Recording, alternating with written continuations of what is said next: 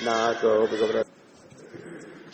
today is the celebration of the appearance day of Sripad Ramanujacarya, the head of the Sri or Lakshmi Sampradaya. So today we're going to speak about him and his philosophy.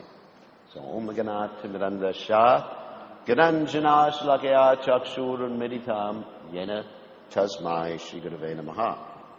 So just a little philosophy first, if you can listen carefully. Ramanujacarya, as we mentioned, was the head of the Sri Sampradaya, that means Lakshmi Sampradaya, and his manifestation of philosophy was called Vishishta Dvaita, which basically means qualified or purified oneness. You can remember that, and I'll explain what it means. Vishishta means that even though all his energies, Krishna's energies are one, they're all coming from Krishna, they are variegated too at the same time. That's very similar to our philosophy of Achincha Veda Veda Tattva, that everything is one and simultaneously different, inconceivably. That is Chaitanya Mahaprabhu's preaching. So he also preached oneness in diversity, same as Chaitanya Mahaprabhu. Actually, the teachings of Ramanujacarya are more similar to the teachings of Chaitanya Mahaprabhu than the teachings of Madhvacharya are. Because Madhvacharya taught Dvaita philosophy, just like extreme dualism. You understand that there's the Lord, and then there's everything here in the material world, and it's not connected so much. So there's the other acharyas was Nimbarkacharya in the Kumara Sampradaya, who taught Shuddha Advaita, which means purified monism. And Vishnu Swami in the Shiva Sampradaya taught his philosophy. So anyway, Ramanujacarya wrote during his pastimes the Vedanta Srivasya, the commentary on the Vedanta Sutra, Gita commentary, another commentary called the Vedanta Sara, Vedartha Sangraha, and Nitya Grantha, and many, many literatures he composed. So now we'll tell the story about Ramanujacarya. So many, many years ago, in the year 908, there was someone named Nata Muni, 908 AD, who compiled the Vedas and the hymns of the Alwars. The Alwars were the poets and the great devotees in Tamil Nadu. They were Tamil poets. Tamil Nadu is a state or a location in India. And so he compiled, and there were many of these Alwars, and some of them were ladies too. They were great, great personalities. And anyone who has gone to Sri Rangam in South India has seen the place where the Alwars would meet. There's a place called the Hall of 1,000 Pillars. You all remember that? Those devotees who went with me to South India? And many, many pillars there. And so that's where the Alwars would meet and talk about the philosophy of worship of Lord Vishnu. They didn't talk about Krishna so much. In fact, they considered Krishna to be an avatar of Vishnu, but they were great devotees of the Supreme Lord. So this Nata Muni had a son, and his son was Ishwara Muni. And Ishwara Muni was the father of Jamunacharya, and Ishwara Muni died at a very early age when his wife was pregnant, in about 953 AD. And when this happened, Nata Muni took sannyas because he was very disturbed. He was actually very disturbed by this death. And so then, remember, okay, yeah, that's right. So then Ishwara Muni, Ishwara Muni had a son named Jamunacharya, the famous Acharya of South India. And he was a great scholar. And at the age of 12, he defeated the great Pandit in the kingdom of Chola in South India. And this is a very interesting story. He challenged the Pandit to a debate. And of course, this Pandit actually was very we say pecuniary, he was interested in money. So there was a tax that either you would argue with the pundit or you pay your taxes. And they tried to tax Jamunacharya's guru, and that's why Jamunacharya wanted to argue with the pundit. Everyone follows that so far? So Jamunacharya, he went to the pundit, and he challenged the pundit, and the queen of Chola was so much enamored with Jamunacharya that she said, I think he's going to win. And the king said, there's no way he's going to win, because this is my court pundit. You know, as a little boy of 12 years old, how is he going to win against this big Mahapandit? So the queen took a wager. That means made a bet with the king. And she said, if you win, I'll become your servant or slave. And so the king was very enthusiastic. Oh, my wife will become my slave. And if I win, the queen said, you're going to give half your kingdom to Jamunacharya. So the king was very enthusiastic. He was thinking Jamunacharya will never win, and actually, I want my wife to become my slave because I need more rotis. Anyway, so therefore, Jamunacharya said to the pundit, he challenged the pundit, and he says, okay, if you can defeat these three propositions, then you'll win. Or any one of the three propositions. So the three propositions he presented to the pundit was, one, the proposition was, your mother is not barren. You understand? So your mother is not barren. So if he were to defeat that, he would say the mother is not his mother. He would have to say his mother is barren. Barren means the lady who never had a child. So the second thing he told the pundit to defeat was the statement, the king is righteous. So in order to defeat that, the pundit would have to prove the king is unrighteous, which would be a disaster for him, an offense to the king. And the third one was, the queen is chaste. So in order to defeat that, he'd have to prove the queen is unchaste. So in other words, the pundit, he was just like bewildered. He said, these statements cannot be defeated. So Jamunacharya said, I'll defeat them, and you'll admit defeat when I defeat these statements. First of all, your mother is not barren. So he had to prove that the pundit's mother was barren. And so he brought out a statement from the Vedic literatures that states that if a woman only has one son, she's considered barren. So the pundit was amazed. All right, let's see the second one. So the second one was, the king is righteous. And the pundit said, how are you going to defeat that one? And Jamunacharya said, the king has to assume the karma of all the citizens. Therefore, he gets a lot of bad karma. Therefore, he's unrighteous. And so he was defeated. And then the third one was the hardest. The queen is chaste. So Jamunacharya had to show that the queen was unchaste without offending the queen. So Jamunacharya said that the queen is married to the king, right? And the king is considered the representative of all the demigods. So in essence, she's married to all the demigods. And so that's not nice for a lady to be married to 33 million men. 2 or 3 is all right, but 33 million is pretty unchaste. So at that point, Jamunacharya won half of the kingdom, and he got the name Ala Bandhuru. That means he was conquered. And so Jamunacharya, and remember later on he was become the great Acharya of the Sri Sampradaya, preceding Ramanujacarya.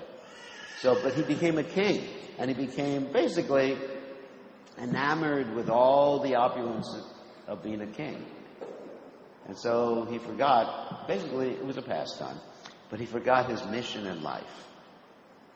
And then his grandfather, Nakamuni, sent a disciple to preach to Jamunacharya. To Jamunacharya, that's right. And this disciple, his name was Nambi, he couldn't see the king because generally an ordinary man couldn't see the king. So he developed a strategy to be able to come in contact with the king. And that strategy was that every day he would go to the king's kitchen and bring this very nice spinach for the king. And so they would cook for the king got attached to the spinach, and then one day he didn't bring the spinach. And the king said, "Where's my spinach?" And they said, "Well, the guy didn't come." And the king said, "Bring him here." So in that way, this Nambi pulled a trick so that he could see the king. And when he saw the king, what he did is he preached to him. He preached to Yamunacharya that actually this is not your real position. Your position is to renounce and teach Krishna consciousness. So Yamunacharya, hearing that, renounced the kingdom and became the great Acharya of the Sri Sampradaya. And this was also in Sri Rangam. So that's Yamunacharya. So it's important we talk about Yamunacharya, who is the predecessor for Ramanujacarya. So then, one of Yamunacharya's chief followers was Sri Saila Purna. And he had two sisters. One was named Bhudevi, and the other one was Sri Devi. And Bhudevi was the mother of Ramanujacarya. So they're all related, at least specifically like that. And this lady, Bhudevi, married a man named Keshavacharya in Madras. And in 1017 A.D., Ramanujacarya appeared, and he was named Ramanujacarya because he is considered, he was called Rama first, of course, Ramanuja. The Acharya appellation came later, because he's considered an incarnation of Lakshman. Is that? Anuja Charya. So, Ram's younger brother. He associated very much with the disciples of Yamunacharya. Now, he was in Kanchi. I'll just give a little geography here. Yamunacharya and his followers were in Srirangam, and Ramanujacarya, or Ramanuja at that particular time, was born in Kanchipuram. Kanchipuram has the deity, the famous deity named Varada-Daraja, which means the deity who fulfills everyone's desire. And we also went to see that deity. Do you remember that? Varada-Daraja in Kanchi. So that's the deity. The original deity they actually keep in the water. Do you remember the story? In the lake there. And because he's a wooden deity, so they only take him out every 11 or 14 years. But there's a Utsava Murti, several of them in that temple, one in the bottom floor and one in the top floor. And when we went there with the devotees, some of the devotees were from here, we had a kirtan in that temple. Remember, we chanted a static kirtan upstairs in the temple. Okay. So, Ramanujacharya married at 16 years of age. His father died. And he accepted a guru by the name of Yadava Prakash. And Yadava Prakash was an impersonalist. Impersonalist means he thinks that basically the Brahman effulgence is superior to the Supreme Personality of Godhead. So one time, Ramanujacharya was massaging his guru, the back of his guru, and the guru was quoting from the Chandogya Upanishad about the eyes of the Supreme Personality of Godhead. So he said, the eyes of the Supreme Personality of Godhead, this is what Ramanujacharya's guru, Yadava Prakash, said, are reddish, like the, I hate to mention this, like the tail portion of a monkey. The ass of a monkey. And Ramanujacharya, when he heard this example, because this example was given by Sripad Shankaracharya, then he got so upset he started to cry. The tears were pouring down from his eyes, and those tears hit the back of his spiritual master. And so the spiritual master said, "Why are you crying?" And basically Ramanujacharya said, "Because you're making a mistake. You don't know what is actually there. The interpretation of that verse." He said the real interpretation of that verse is that the Lord's eyes are reddish like a lotus flower, because he was able to analyze the Sanskrit. So then the guru got really upset. It's really not so nice the disciple starts instructing the guru. And then another time he defeated the Guru.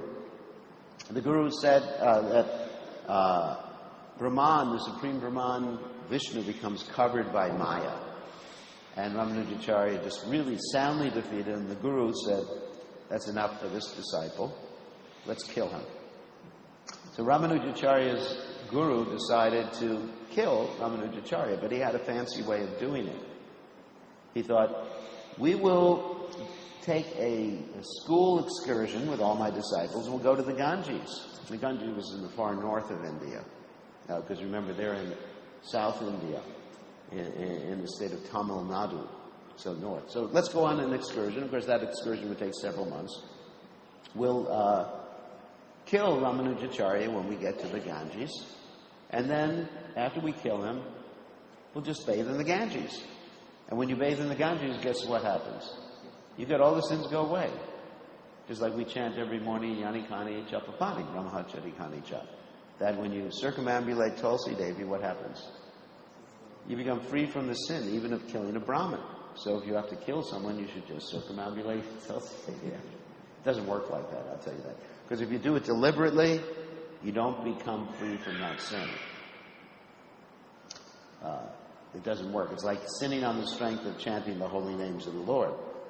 So they planned to kill Ramanujacharya, but Ramanujacharya was informed by his cousin Govinda, and he escaped. And he escaped in the middle of the night. He escaped from all the way in North India. Remember, you're talking about 1,000 miles or even more between the Ganges and Kanchipuram. And so what happened is that he was a young boy. He was only 16 or 17 years old. And he was wandering through the forest. He met this couple of hunters. There's a man and a woman. They were a hunter family.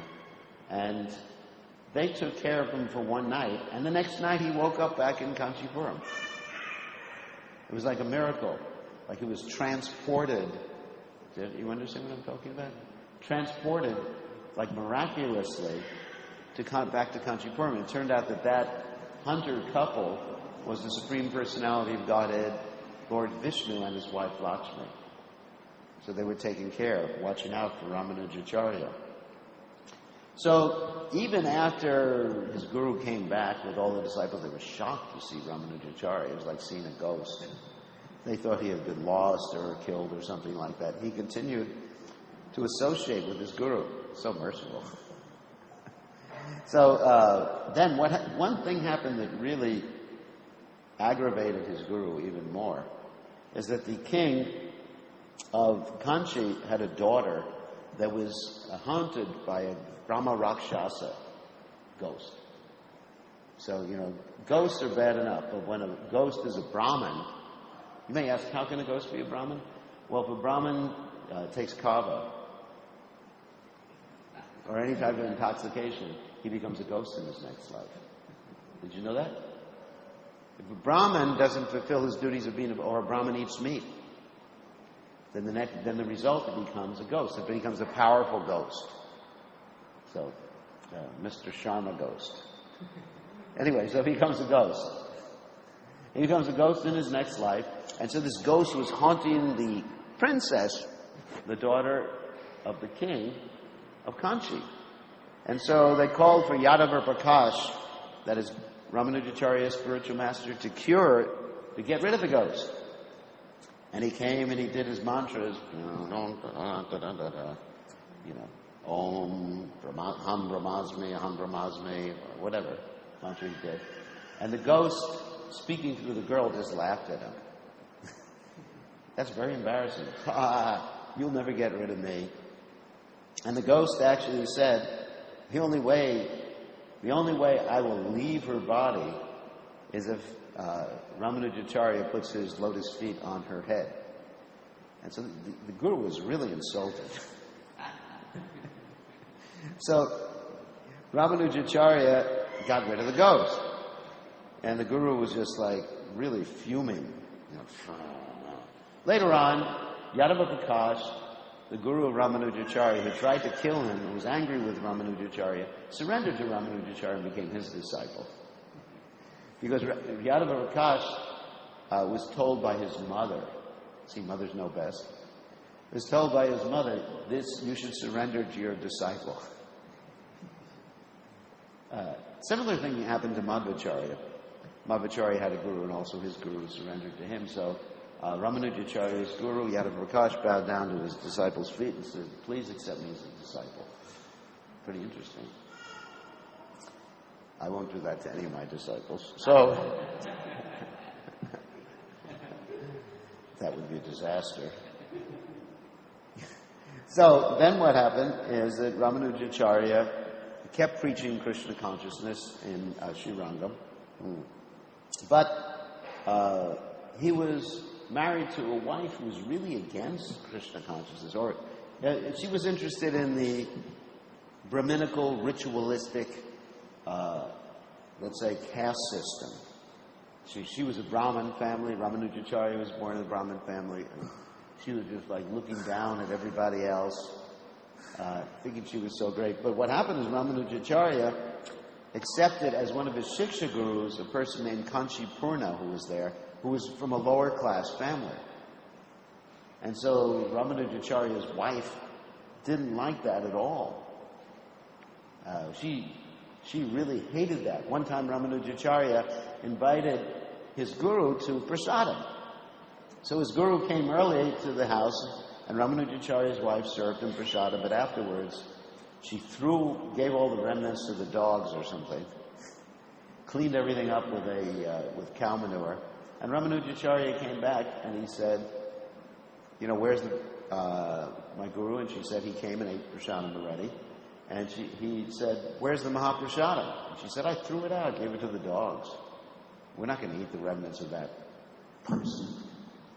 And Ramanujacarya got really angry at his wife. And other things happened later on. One other thing that happened later on was that Ramanujacharya's wife was taking water from a well. In those days, they didn't have, running water in the houses. So she was pulling water from the well, and Kanchi Purna, who was Ramanujacharya's Shiksha guru at that point, Kanchi Purna's wife was also taking water from the well, and some of her water fell into the water of Ramanujacharya's wife, and Ramanujacharya's wife just threw her water away, saying, now my water is contaminated. And so Kanchi Purna's wife got very upset and was crying, and this was related to Ramanujacharya. So this really instilled in Ramanujacharya the desire to take sannyas. Just like Srila Prabhupada, when Srila Prabhupada was preaching, his wife would do so many things, like interfere with his preaching. We mentioned this the other day, that throw dust in the guests' faces with a feather duster. And also she sold Prabhupada's books, and also Prabhupada told her to stop taking tea. And she said, I prefer to have tea rather than you, Prabhupada, or Abai. And, Prabhupada just he basically left in the middle of the night. And so a similar thing happened with Ramanujacarya. We'll tell that story in a second. But first there's an interaction with Yamunacharya. So Yamunacharya, remember we were talking about Yamunacharya, was situated in Srirangam. And Yamunacharya wanted to see Ramanujacarya before he passed away. So Yamunacharya sent for Ramanujacarya, please come and see me, and we'll talk. But by the time Ramanujacarya came to Srirangam from Kanchi, because it takes some time, Yamunacharya had passed away. But when he passed away, his body, he just passed away a few moments, basically, before Ramanujacarya came. He had 3 fingers like this, clenched in his hands. And Ramanujacharya, when he saw the transcendental body of Yamunacharya, he said, is this normal? Did he always have 3 fingers clenched? And the disciples of Yamunacharya said, no, we don't know what it means. And Ramanujacharya said, I know what it means. First of all, the 3 unfulfilled missions of Yamunacharya. One is to teach the people in general about Krishna consciousness. 2 is to write a Vedanta commentary, and the 3rd is to name one disciple after Parashara Muni. And as Ramanujacharya said these things, the 3 fingers on Yamunacharya opened. As he said, each one was just like... And therefore, the disciples of Yamunacharya understood that he was supposed to be the next Acharya. this was a sign from Krishna that he was supposed to be the next Acharya. So, Ramanujacarya was thinking, I can't leave my family. I have to stay here in Kanchi. I can't go to Sri Ranga. But then these things happened with Ramanujacarya's wife, which I mentioned earlier, like the water in the well and the food remnants of the Guru being thrown to the dogs. And so Ramanujacarya was thinking, I got to leave. So what he did is he wrote a note to his wife, but signed it with his wife's father's name. Follow what I'm saying so far? And he said that we have a marriage you have to come to. Your sister's getting married. So go immediately and come to our village. So that message was delivered. Ramanujacarya had it delivered by a Brahmin. Hired a Brahmin. So he had that message delivered, and then Ramanujacarya came home and said to his wife, what's up? And he knew what was up. And the wife said, I have to go to this marriage of my sister. And Ramanujacarya said, okay, you can go and I'll follow you a little later. So she left town to go to the marriage of her sister, she thought. But in the meantime, Ramanujacarya took sannyas. When the wife's away, the husband will play. Anyway, so no one should imitate this. There's special personalities, not that anyone should do this sort of thing. So Ramanujacarya took sannyas, and he got the name Yati Raj, which means the king of the sannyasis. Yati Raj was a sannyas name. And his first disciple was his cousin, Dasarati, and his second disciple was named Kuresh, who had a photographic memory. So he actually took dictation from Ramanujacarya because he could remember everything Ramanujacarya said. He was able to write it down later on. And so also we mentioned that Yadava Prakash was converted because of his mother's insistence. Then Ramanujacarya left Kanchipurna and Varadaraja, the deity there, and went to Sri Rangam, and he studied under one of the disciples of Yamunacharya named Mahapurna. Then he was sent by Mahapurna to take a very special mantra that would liberate anybody who heard it from another disciple of Yamunacharya who was named Goshtipurna. Is everyone following the story so far? So he went to Goshtipurna to learn the mantra, and Goshtipurna said, no, I'm not ready to teach you the mantra, and he begged many times. And Goshtipurna said to him, all right, I'll teach you this mantra, but you cannot teach this mantra to anyone else because anybody who hears it gets liberated. It's a secret mantra, so keep it secret. That's my order, the order of the Guru, secret mantra. So he gave the mantra to Ramanujacarya, and the first thing Ramanujacarya did after he got that mantra was to go to the top of the highest building in the city and say, if anyone wants to get liberated, please listen. And please repeat after me. Om Narayanaya Namaha. Om Narayanaya Namaha. And so he said this mantra, and as we understand, the Guru became extremely angry. He said, because you've offended me, don't you understand you're going to hell? And Ramanujacarya replied, that's all right, but I'm willing to go to hell to liberate everybody. And then the Guru bowed down at Ramanujacarya's feet and said, actually, you're my Guru because you've understood the real purport of the mantra and the real meaning of devotional service. It's a very famous story. So Ramanujacarya also traveled all over India. One time he went to Jagannath Puri and he tried to regulate the deity worship there because the Pandas and everybody, they're not as regulated in terms of the Vaidhi regulations as they should be. And so, but Lord Jagannath was appreciating their service because they were on the platform of Raganuga. And so Lord Jagannath got upset with Ramanujacarya and threw him out of Jagannath Puri, and he threw him to Kurmakshetra. Kurmakshetra is a place we also visited where Lord Kurma, the tortoise incarnation of the Lord, is worshipped. Do you remember going there? That's where they received us very nicely, gave me a little turban, and very, very nice devotees there in Kurma Kshetra. So, first he thought that Lord Kurma was Lord Shiva, so he began to fast, and when he understood it was an incarnation of Krishna, then he became very happy.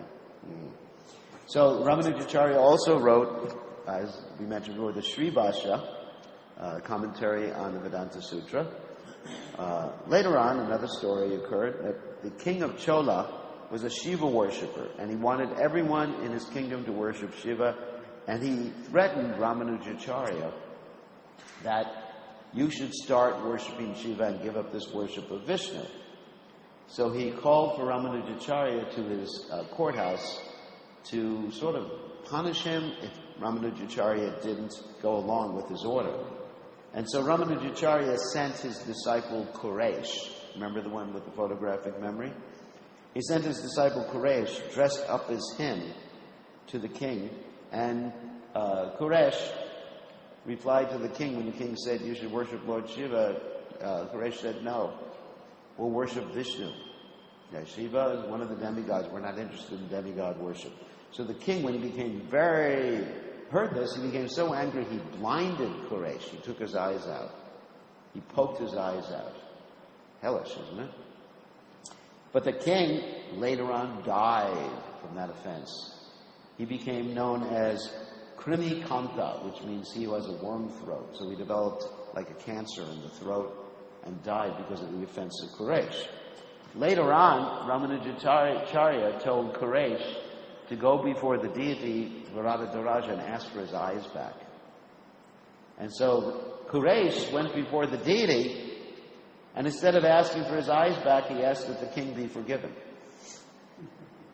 And Ramanujacarya said, did you ask for your eyes back? And Quresh said, no, I asked that the king be forgiven.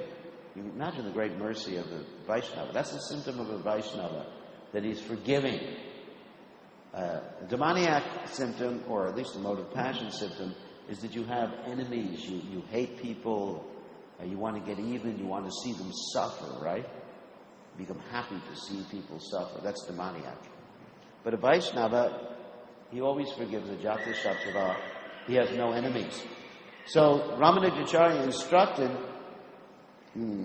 instructed Quresh, you go back and you understand your eyes belong to me. You're meant to serve me. So ask for your eyes back. So he went back a second time before this deity, Varahdharaja, and he fainted after he prayed to the deity. He woke up and his eyes were there again. Nice story, isn't it?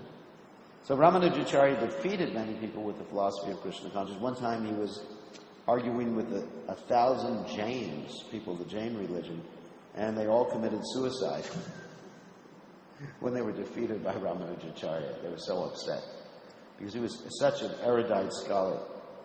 And there's several famous stories. One story is about his disciple Dhanur Das. One time Ramanujacarya, they were having a Rath Yatra somewhere, and at this Rath Yatra ceremony, or close to the Rath Yatra ceremony on the beach, there was this gentleman who was with his girlfriend. His name was Dhanur Das. And he was actually, instead of fanning the deities, you know, Rath Yatra, you fan the deities with a chamra. So he was fanning his girlfriend with a chamra and holding an umbrella over her head. Can you imagine that? You've seen someone do that. Instead of like Lord Jagannath, he was doing that to his girlfriend. And Ramanujacarya said to his disciples who were laughing, his disciples were laughing at this guy. He said, look at that jerk. He's worshiping his girlfriend. And Ramanujacarya told his disciples, just be quiet. Tell him to come here. So they asked for this person to come here. And he said to him, why are you doing this?